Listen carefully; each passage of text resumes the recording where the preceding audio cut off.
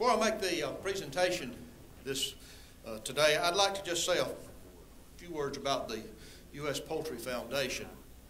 It was established by the U.S. Poultry Board in 1994. The original purpose was that we would fund recruiting efforts and so forth to attract young people into the university poultry science programs, as well as maybe attract them into careers in the poultry industry.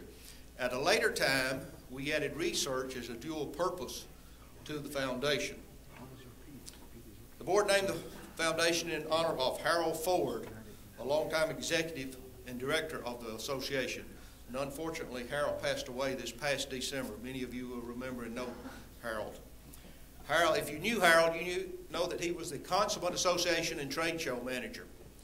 Under his guidance, what was then, for some of us old guys, the Southeastern Poultry Egg Association, he took it from a small, actually probably financially strapped organization into what is known today as the largest and most active all-feather poultry industry or association in the world, the U.S. Poultry and Egg Association.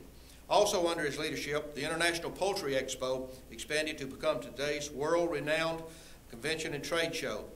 In addition to the foundation, the association's highest recognition, the Harold E. Ford Lifetime Achievement Award, was named after him.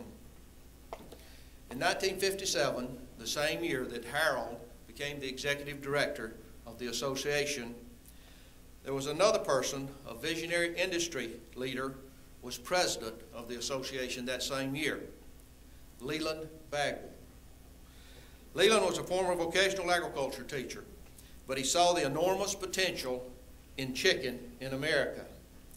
So in 1949, he founded American Proteins, and he began to recycle what was then called byproducts of chicken into value-added feed ingredients. And I'll let Tommy give you further terms of what he thinks himself to be in the poultry industry today and the supplier to the poultry industry for that.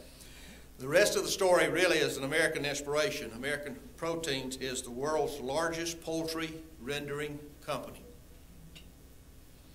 Now, as most of us know, in 2008, we had some economic issues to occur in this country, and unfortunately, the foundation was hit hard by these same economic downturns. This challenged our ability to fund the programs that we had initially started funding through the association. But as we talked to industry leaders such as yourself and many others, there was a general consensus that we should continue to focus on reinforcing our efforts and to bring bright young students into the poultry industry, as well as continuing to fund research projects that are so vital to the future of our industry. That leads me to what I'm really honored and gratified to be able to do today. Today, we are the recipients in the U.S. Poultry and Egg Harold E. Ford Foundation of a generous gift of $1 million given by Tommy and Chantal Bagwell in memory of Tommy's father, Leland Bagwell.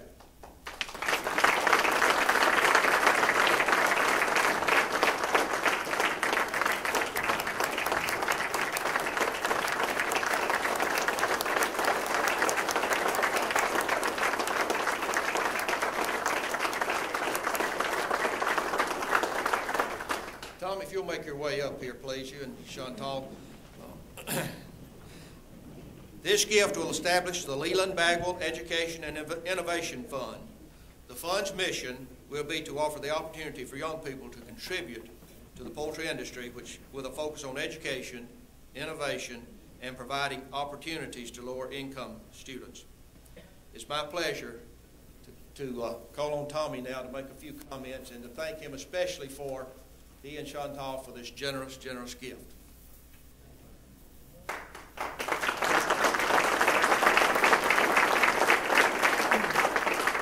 This is too serious a meeting because I think on most things you're supposed to start off with a joke, and nobody's told a joke. And I have a good joke, but unfortunately there's a few of you that won't get it. There's a lot of you that will get it, and you can share with the others the reason for it. My joke for today is they asked me to make a few remarks, and they asked me to be brief. I think you've all figured that out by now. Just a bit quick background. My wife and I decided to focus years ago most of our philanthropy on education issues.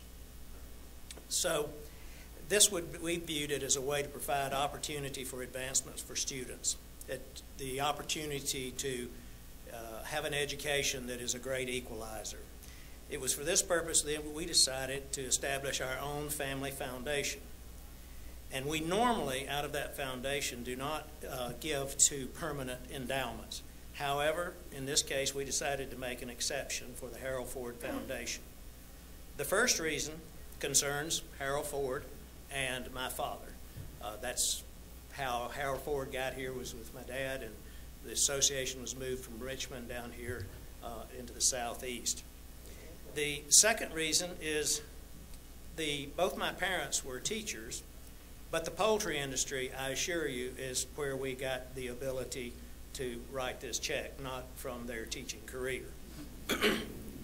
And the last reason is very simply, on a permanent endowment, we just could not think of any better organization that would be a great steward of these assets than a group of poultry people.